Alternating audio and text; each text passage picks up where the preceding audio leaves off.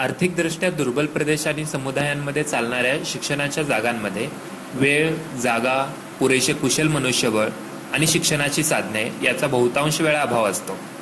बहुतांश वेळा एकाच छोट्याशा जागेमध्ये वेगवेगळ्या वयाची खूप जास्त मुले बसवलेली असतात. त्यामुळे असा वर्ग चालवणे अत्यंत आव्हानात्मक बनते. उपाय ही अशीच एक संस्था आहे जिथे सायंकाळच्या वेळी स्वयंप्रेरणेने वेळ देऊन दुर्बल घटकातील मुलांना शिक्षणाच्या प्रवाहात आणण्याचा प्रयत्न केला जातो.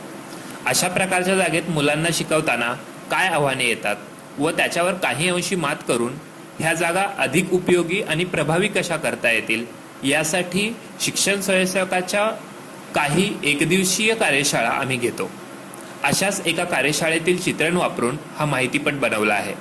यातून सर्व प्रश्नांची उत्तरे मिळणार नाहीत, मात्र विचारांची एक दिशा आम्ही सुचवली आहे जी काही जणांना मदत करेल अशी आम्हाला अपेक्षा आहे. कार्यशाळेचे स्वरूप साधारण असे होते. पहिल्या सत्रात सर्व शिक्षकांनी आपापल्या वर्गातील अनुभव सांगावे आणि त्यातून येणाऱ्या काही मुख्य आव्हानांची नोंद करावी. त्यानंतरच्या सत्रांमध्ये वेगवेगळ्या कृतींच्या माध्यमातून उदाहरणे देऊन सहभागींना त्यांच्या प्रश्नांबद्दल काही उपाय सुचवणे आणि शेवटी ही प्रक्रिया पुढेच सुरू कशी ठेवायची याबद्दल चर्चा. अच्छा, आपण मी ना असे पॉईंट्स नोट डाऊन करते की जे आपण क्लासमध्ये जेव्हा म्हणजे दिवस खराब जातो तर का जातो. मला फक्त ते आय थिंक फर्स्ट क्लासला पण आहे एकदम छोट्या मुली आहेत, त्या दोन त्या शिकतच नाही, तर ह्या दोघांना त्रास होतो त्या दोघींमुळे. त्या अंगावर वगैरे येतात आणि मग हे एकदम डिस्टर्ब होतं. बस तेवढंच. पण त्या शिकत नाही, एकदम लहान आहे. माहिती आहे आपल्याला की त्यांना म्हणजे काही परीक्षा त्याची अटेंड करणं. म्हणजे तिला 7चा पाडा येतो, 8चा पाडा येतो, पण मी जे विचारत होतो तिच्या म्हणजे त्याच्या उलट सांगत होती ते. म्हणून मग मला राग आला, मी लवकरच निघून गेलो. तर तिची जास्त प्रॅक्टिस करून घेतो. मी एकच एक म्हणजे वेगळे वेगळे देत होतो तिला, म्हणजे तिला इरिटेट होत असेल, तिच्यासाठी ते इम्पॉर्टंट होतं. त्यामुळे हा तिची माझ्या जेव्हा होतो तुम्ही फक्त आपल्याला वही वही देते पण त्याचमुळे तिची लेवल वाढते. ते जे न्यू व्हॉलेंटियर्स आहेत ना त्यांना जास्त त्रास होतो. कारण मी समजा आता भाग्याचेच सपोज जेव्हा मी नवीन नवीन आलो ती फक्त माझ्याजवळच बसत होती, दुसऱ्या कोणत्याच व्हॉलेंटियर जवळ नव्हतं. मग आता काही दिवसा निकेश आला माझ्यानंतर, मग माझ्यासोडून त्यांच्याकडे जाते. एकदा मी एकटाच गेलो होतो सेंटर पण नव्हता मी गेले सुद्धा जाऊ द्या पुन्हा परत जाण्यापेक्षा तेव्हा म्हणजे खूपच मुलं आलो, कमीत कमी 40च्या जवळपास मुलं आलो. त्यावेळेस थोडं हँडल करायला पण तेवढा त्रास नाही झाला, पण हँडल केलं मी. एकटाच होतं ते सगळे सर ये बताव सर वो बताव. जेव्हा सुट्टी झाली त्यानंतर होमवर्कसाठी कमीत कमी एवढे बुक ठेवले ते पुढं होमवर्क ते आपल्याला चांगलं ते रेग्युलर येतो. त्याच्या आईला सांगितलं रेग्युलर पाठवा म्हणून, ते म्हणजे त्याचे म्हणे पतंग केले जाते शाळेमध्ये. त्यांच्यामध्ये असं असतं की ते आधी कसं कन्सिडर करून करतात की आम्हाला येतच नाही, आणि असं म्हटलं की तू हे कर, तर ते आधीच पहिला शब्द काढताना त्यांना नाही येत, मला नाही येणार. अशा प्रकारे सहभागी शिक्षकांनी त्यांना दिसणाऱ्या 7-8 आव्हानांची यादी सांगितली आणि कार्यशाळेच्या पुढील सत्राला सुरुवात झाली. सगळे झालं सगळे झाले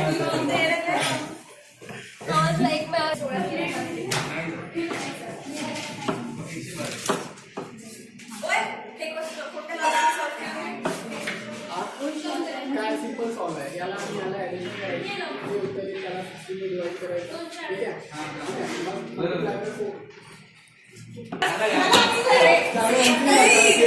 ह्या खेळाची तुम्हाला स्ट्रेंथ काय वाटते? मला याच्यातला कुठला प्रॉब्लेम ऍड्रेस होतो असं वाटतं का?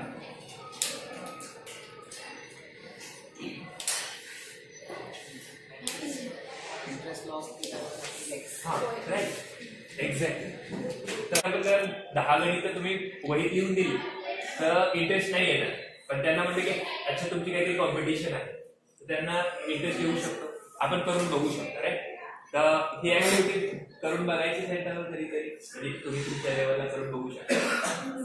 ठीक आहे. एक आणि काळजी कशाची घ्यावी लागेल आपल्याला की मेन म्हणजे हे जर हेच टास्क आपण पहिलीच्या मुलांना दिलं तर काय होईल? गोंधळ होईल, दुसरं काही नाही होणार.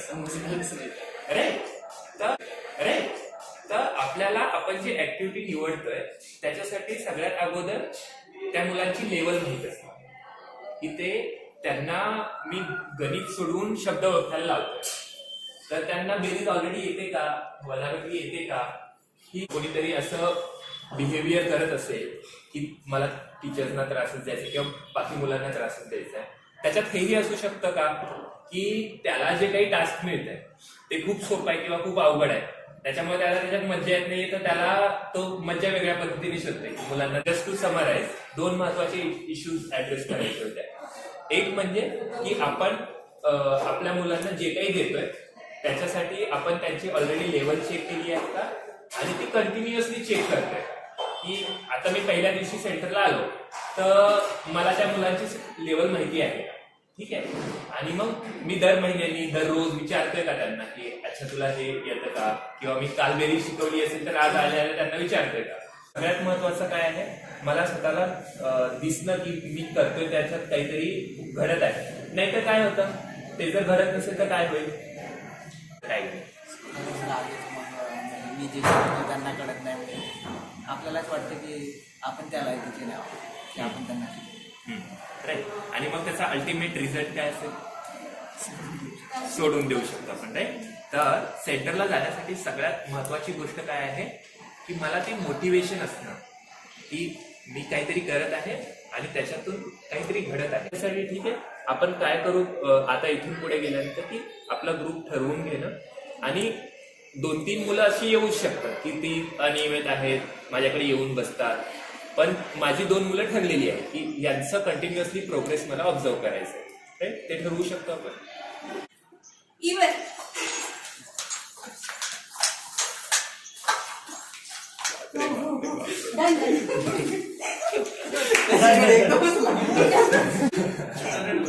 याने काय केलं? 16 नाही, बरोबर केलं त्यांनी. हो. पण स्टील मुंबई इंडियन्स की जसं तुम्हाला रिअलाइज झालं की हा खेळ एकदा समजला की खूप इंटरेस्टिंग आहे आणि त्याच्यातून मुलांचं फॉर एक्झाम्पल ऑड इव्हनचं छान प्रॅक्टिस होऊ शकतं. इतक्या वेळा खेळल्यानंतर आपल्याला हा खेळ लक्षात आलाय. बऱ्याच वेळा ती लिस्ट दिली की आपल्याला खेळच कळलेला नसतो आणि त्याच्यामुळे आपल्याकडे सगळं असतं पण ते आपण कधी सेंटरवर जाऊन ट्राय नाही करत. आपण जितकं स्वतः ह्या गोष्टी खेळू तितक्या स्वतःला आयडियाज मिळत जातील आणि त्या आपण ट्राय आउट करू शकतो. ठीक आहे, कुल. हे नंबर कार्ड आहेत ह्याच्यामध्ये तुम्हाला 2 ग्रुप करायचे, इव्हन आणि ऑडचे. जी टीम पहिले करेल ती जिंकते. ठीक आहे, फास्ट फास्ट फास्ट.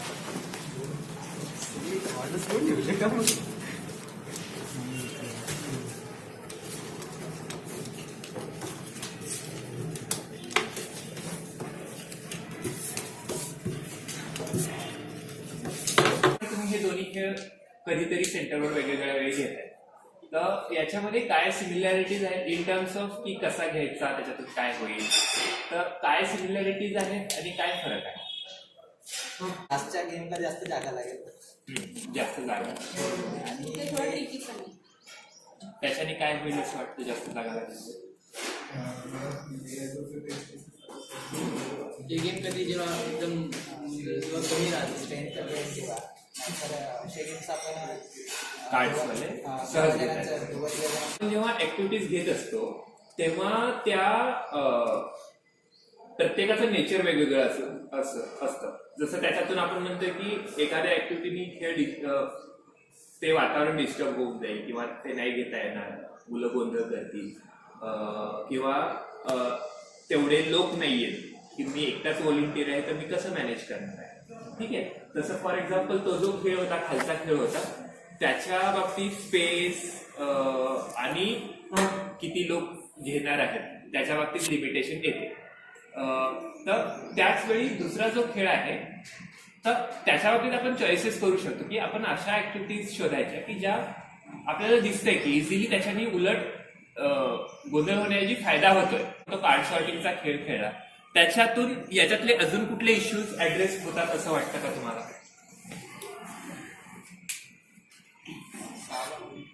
6 काय आहे, students fear about new things. Odd even म्हणजे त्यांना समजायला कठीण जर जाईल तर आपण शिकतो. राईट, म्हणजे इंटरनेट नंबर सोडून तुम्ही हो राईट, व्हेरी गुड. की जी गोष्ट पुस्तकात लिहून दिलेली असेल तर लगेच त्याचं प्रेशर येतं, पण ती आपण खेळातून करतोय तर लगेच त्याचं ते प्रेशर कमी होऊन जातं. राईट, अजून कुठला मुद्दा ऍड्रेस होतो असं वाटतं? राईट, हा परत इश्यू. त्याच्याशिवाय अजून काय ऍड्रेस होऊ शकतं? आणि सर 5th पॉईंट म्हणजे आपण असं करू शकतो की बुक्स तर म्हणजे सर्वांकडे असतातच आपल्या बुक्स वगैरे, तर आपण हा खेळ म्हणजे त्यांना फोल्ड करून ठेवा. जर इव्हन सांगितलं इव्हनचं पेज थोडं फोल्ड करून ठेवा. येस, असं व्हेरी करू. गुड. एक्झॅक्टली. ह्या सारे मुलं जर असतील आणि व्हॉलंटिअर्स जर कमी असतील. राईट राईट, या एकूण वर्कशॉपचा आणि अशा पद्धतीने गोष्टी करण्याचा एक महत्वाचं जे लगेच आपल्याला परिणाम दिसत आहे, I am very happy for it, की आपल्याला एक ऍक्टिव्हिटी खेळली ना की त्याच्यातून खूप सारे आयडियाज येत जातात. आज आलेला प्रश्न पडला होता की मी एखादा टास्क दिलं आणि रिपीट वाटतंय तर त्यांना कंटाळा येतोय, पण आपण एक वेगळी ऍक्टिव्हिटी खेळली तर लगेच आपल्याला एक अल्टरनेटिव्ह सुचतं की अरे अच्छा, हे पण करून आपण त्यांना त्यांच्या सेम ऑब्जेक्टिव्हची प्रॅक्टिस वाढवतोय, पण त्यांना इंटरेस्ट तितकाच राहतोय. ठीक आहे, सेकंड वाला आपण नोट केला. त्याच्याशिवाय अजून काय ऍड्रेस होईल असं वाटतं? स्टुडंट्सचे ॲटिट्यूड बदलेल, म्हणजे त्यांना वाटेल की सर आता थोडे इंटरेस्ट जनरेट करतात आपल्यामध्ये. आपल्याला प्रत्येकाला काय लागतं आयुष्यात? काहीतरी मजा पाहिजे असते, राईट. आणि त्यांना ऑलरेडी दिसत आहे की हा जो एक व्यक्ती येतोय he is bringing me Joy, त्याला तो त्रास द्यायचा काय विचार करेल? त्याला उलट वाटेल की नाही हे सर उद्या आले पाहिजे, कारण उद्या मला परत काहीतरी छान इंटरेस्टिंग खेळायला मिळेल, काहीतरी करायला मिळेल. स्पेशली जो सॉर्टिंग वाला खेळ होता, तर तो जर आपण तसे जर आपल्याकडे टूल्स तयार असतील आपल्या बॅगमध्ये असतील तर अजून काय ऍड्रेस होऊ शकतं? राईट, की फॉर एक्झाम्पल मी एकटा बसलोय आणि 4-5 मुलं माझ्या अवतीभोवती आहेत आणि त्याच्यात अजून 2 आली, तर मला युजली काय होतं की अरे यार मी आता याला पण करत आहे, याला काय सांगू किंवा त्याच्यासोबत काय करू? तर मी जर असं केलं की 2 मुलांना 100च्या जागी 2 मुलांना स्पेशली तुम्ही स्वतः ऑब्झर्व केलं असेल की ते जर इझी इनफ चॅलेंज असेल की त्यांना चॅलेंज हवंय पण करता येईल एवढं, ते जर चॅलेंज मिळालं ना तर ती गोष्ट किती वेळ रिपीट करू शकतात. त्यांना जर तुम्ही 100 शब्द लिहायला लावले तर नाही करणार, पण त्यांना जर म्हणलं बसून हे की हे कार्ड असे सॉर्ट करा, ते म्हणतील सर 10 ही कार्ड दिया और नहीं है क्या आपके पास, असं म्हणतील हे लक्षात. तर आपल्याकडे जर इनफ टूल्स असतील तर ते जे बर्डन आहे आपल्यावर की मी एकच 2च जण आहे आणि खूप सारी मुलं आहेत, तर ते मॅनेज करायला माझ्याकडे 5-6 टूल्स मी घेऊन गेलो. अगेन हे काही रॅन्डम नाहीये, आपण ठरवू शकतो आज मला मुलांना काय शिकवायचं आहे, ऑड इव्हन शिकवायचं, तर मी हे कार्ड घेऊन त्याचा तसा वापर केला. तर सेम टूल मी दुसऱ्या गोष्टींसाठी पण वापरू शकतो आहे ना. मुलांना मला संख्यांचा छोटे मोठेपणा कळला पाहिजे, फरक कळला पाहिजे, तर त्यांना तेच कार्ड वापरून सांगू शकतो की तुम्ही हे 1 ते 100 लावून दाखवा. ठीक आहे, किंवा बेरीज सांगायची असेल तर ज्या 2 अंकांची बेरीज 10 होते असे सगळे वेगळे काढून दाखवा. राईट, सेम टूल आहे ते मी मला त्यावेळी जो विषय शिकवायचा आहे त्याच्यानुसार वापरू शकतो. राईट,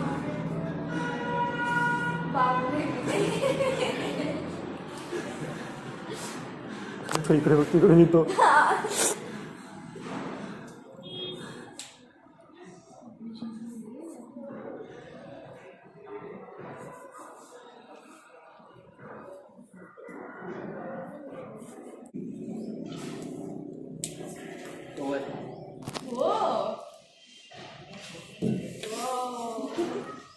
फॉर एक्झाम्पल सॉर्टिंगची ऍक्टिव्हिटी आहे किंवा ही आहे, इथं आपण ही स्पेस, तुमचं लेवल, तुमचा इंटरेस्ट त्याच्यानुसार त्याचं स्वरूप बदलत आहोत. फॉर एक्झाम्पल सॉर्टिंगची आपण शर्यत लावली, कारण सहसा आपण एकदा 4थीच्या पुढे गेलो ना आपल्याला आयुष्यात काय इंटरेस्टिंग वाटत असतं ते म्हणजे कॉम्पिटिशन.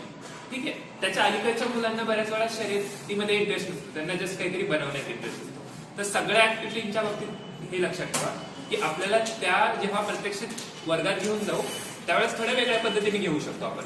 एकतर त्याच्यामध्ये लेवल आपल्याला बदलावी लागेल, प्लस त्याचं स्वरूप वेगवेगळं असू शकतं डिपेंडिंग ऑन तिथली सिच्युएशन, की त्यांना कार्ड सॉर्ट करायची शर्यत लावण्याऐवजी नुसते कार्ड सॉर्ट करायला देऊन दिले किंवा असं काही असू शकतं. ठीक आहे. काही ऍडिशनल ऍड्रेस होतात त्या गोष्टी ते शेअर करायचे आपण आता जे काही खेळलो त्याच्यामध्ये. जसं आपण हा रंगोली यूज केला तर कोणाला नंबर्स माहिती असतील, कोणाला कलर्स माहिती असेल. ज्याला कलर्स माहिती नसतील त्याला कलर्स माहिती होईल वेगवेगळे, ज्याला नंबर्स माहिती नसतील त्याला काउंटिंग कळेल की किती कसं काउंट करतात. शेप्स ज्याला नसतील माहिती त्याला शेप्स कळेल की ट्रायंगल स्क्वेअर कसं असतं असं. आणि इंटरेस्ट पण मल्टी लेवलमध्ये मुख्य आपलं चॅलेंज काय असतं की आपल्याला एकच ऍक्टिव्हिटी घेत असू ज्याच्यामध्ये फॉर एक्झाम्पल आपण ही जी ऍक्टिव्हिटी आहे ती जी नावं लिहिण्याची ऍक्टिव्हिटी होती ती एका पर्टिक्युलर एज ग्रुपच्या किंवा लेवलच्या मुलांनाच त्याच्यामध्ये इंटरेस्ट येईल. अदरवाईज बाकीच्या मुलांना त्याच्यामध्ये इंटरेस्ट येत नाही. पण आपण त्याच दृष्टीनं विचार करतो की प्रत्येक ऍक्टिव्हिटी अशी कशी बनवता येईल की ज्याच्यामध्ये आपल्याला आपला जो मुख्य टार्गेट ग्रुप आहे त्यांच्यासोबत पण इंटरॅक्शन होईल, प्लस जी मुलं असं दिसतं आपल्याला सहसा तुमचा कॉमन अनुभव असेल की एखादा छोटा मुलगा आहे, माझं काहीतरी चालू आहे पण त्याला मला धड याच्यात पण इन्क्लूड करता येत नाही किंवा त्याला सोडून दिलं तर तो मस्ती पण करतो. ठीक आहे. तर आता ही एस्पायची शीट आहे. तर याच्यामध्ये बेसिकली सगळं एकत्र मिक्स केलेलं आहे आणि आपण 3-4 मुलांना एकत्र बसवलं आणि त्यांना सांगितलं त्याच्यामध्ये शर्यत लावली. एकेकाचा नंबर येईल आणि ज्याचा नंबर आला त्याच्यासाठी मग ते चॅलेंज असेल की अच्छा मला त कुठे आहे सांग किंवा र कुठे आहे सांग किंवा फ कुठे आहे. आणि जेव्हा अशा मुलाचा नंबर येईल की ज्याला अक्षर येतच नाही त्याला अक्षर विचारण्याऐवजी चित्र विचारायचं. तर त्याच्यामुळं आम्ही जस्ट इमॅजिन केलं होतं पण ऍक्च्युली जेव्हा घेऊन बघितलं तेव्हा लक्षात आलं की तो मुलगा इतक्या सहजतेने ज्या मुलाबद्दल काही महिने मागच्या आम्ही विचार केला की कसं अकॉमोडेट करायचं तो इतक्या सहजपणे त्या खेळात सामावून गेला की त्याला लगेच इंटरेस्ट आला की अच्छा मला पण काहीतरी दाखवता येतं. आणि सायमल्टेनियसली काय होतं की त्याला आत्ता अक्षर माहित नसतील पण बाकीच्यांचं बघता बघता बघता त्याला ते पण येऊन जातं. असं आपण तर तसं आपलं हे मल्टी लेवल स्टुडंट्सचं चॅलेंज आपल्याला टॅकल करतो. अजून आपल्याला सगळ्यात पहिले आपण जसं डिस्कस केलं की अगोदर लेवल माहीत असणं, त्याच्यानंतर त्याच्यासाठीची मिनिमम प्रिपरेशन करून जाणं आणि मग सोबत अशा सिच्युएशन मध्ये पटकन आठवतील त्या ऍक्टिव्हिटीज घेऊन त्यांना एंगेज करणं. अशा पद्धतीनं आपण तो एक क्लासचा रिदम, क्लासचं एक ऑर्गनायझेशन तयार करू शकतो. राईट. आपलं गोल काय आहे, ती एक अशी स्पेस तयार झाली पाहिजे जिथं मुलं इंटरेस्टने शिकतायत आणि त्यांना सहजपणे समजतंय. हे 2 आपले उद्देश आहेत. तर आपण ह्या ज्या गोष्टी मेन्शन करतोय की मुलाचं असं पर्टिक्युलर बिहेवियर किंवा त्यांनी इकडं तिकडं जाणं, तर ते जे 2 उद्दिष्ट आहेत त्याच्यामध्ये अडथळे आहेत. तर आपण ते पार कसे करू शकतो, तर अच्छा ती आज अशी वागली तर मी एक विचार करणं की अच्छा कदाचित याच्यामुळे फॉर एक्झाम्पल अशी वागली कारण तिला तो विषय आवडत नसेल, तर मी मग a thought is followed by an experiment. याची मी वेगळा विषय घेऊन बघितल्यावर काय करेल ती, किंवा मला असं रिअलाइज झालं की ती अशी वागली कारण तिची कोणीतरी मैत्रीण नव्हती असं वाटलं, तर त्याच्याबद्दल मी एक्सपेरिमेंट करून बघितला की ज्या दिवशी मैत्रीण असते त्या दिवशी ती कशी वागते. किंवा तिसरा एक्सपेरिमेंट काय असू शकतो, मला असं रिअलाइज झालं की मी नवा व्हॉलेंटियर आहे म्हणून ती अशी वागली, तर जुन्या व्हॉलेंटियर सोबत तिचं वागणं कसं असतं. तर आपण ही सिरीज ऑफ एक्सपेरिमेंट्स असू शकतात आणि आपल्याला इव्हेंच्युअली उत्तर भेटतं. महत्वाचं काय की जे काही दिसलं ते ऑब्झर्व करणं आणि मग ते एक्सपेरिमेंट करणं. तर सुरुवातीला फक्त हे स्ट्रक्चर समजणं आणि त्याच्यात आपली एक सहजता निर्माण होणं, त्याच्यासाठी काय विचार केला की ऑलरेडी तुम्हाला आत्तापासून ते चॅलेंज न देता की ठीक आहे कुठेतरी इंटरनेटवर जा आणि ऍक्टिव्हिटीज सर्च करा, त्याच्याऐवजी प्रियंका आणि देवेंद्रनी काय केलं की पुढच्या आठवड्याभरात त्यांना आता स्टुडंट्स माहिती आहेत आणि तुम्ही कोणासोबत असायला आहात ते पण माहिती आहे, तर त्याच्यानुसार फॉर एक्झाम्पल ही पूर्ण त्यांनी एक 8 दिवसाचं प्लॅनिंग केलं. त्या ऍक्च्युली ऍक्टिव्हिटीज वापरून बघा की कसं तुम्हाला त्याचा फील येतो काय येतं, आणि मग दर आठवड्याच्या शेवटी टीम म्हणून तुम्ही बसू शकता की शनिवारी आता मग पुढच्या आठवड्यात काय कंटिन्यू करायचं आहे, याच्यातल्या ऍक्टिव्हिटीज घ्यायच्या, ऍडिशनली काय लागणार आहे, मग त्याच्यानुसार मग त्या मीटिंगमध्ये तुमची जी रिक्वायरमेंट आहे त्याच्यानुसार ह्या दोघी तुम्हाला ऍक्टिव्हिटीज शेअर करतील किंवा तुम्ही एकमेकांना सजेस्ट करू शकता की अच्छा आपण पुढच्या आठवड्यात हे करू शकतो. आणि आम्ही जवळपास मी स्वतः मागच्या जानेवारी पासून करतोय आणि फेलोज ह्या ऑक्टोबर पासून करतोय. तर जवळपास आपल्याकडे आता 400 ऍक्टिव्हिटीजचा पूर्ण डेटाबेस तयार झालाय की तेवढ्या करून बघितल्या आणि त्यांचं रेटिंग दिलेलं आहे. त्याच्यामुळे आम्ही आता जेव्हा जेव्हा क्लासमध्ये जातो तेव्हा माहिती आहे की ह्या 400 ऍक्टिव्हिटीज पैकी 200 ऍक्टिव्हिटी अशा आहेत ज्या मुलांसोबत खूप चांगल्या वर्क करतात. बाकीच्या ऍक्टिव्हिटीज कडे मला परत बघायची गरज नाहीये, माझं टेस्ट झालंय.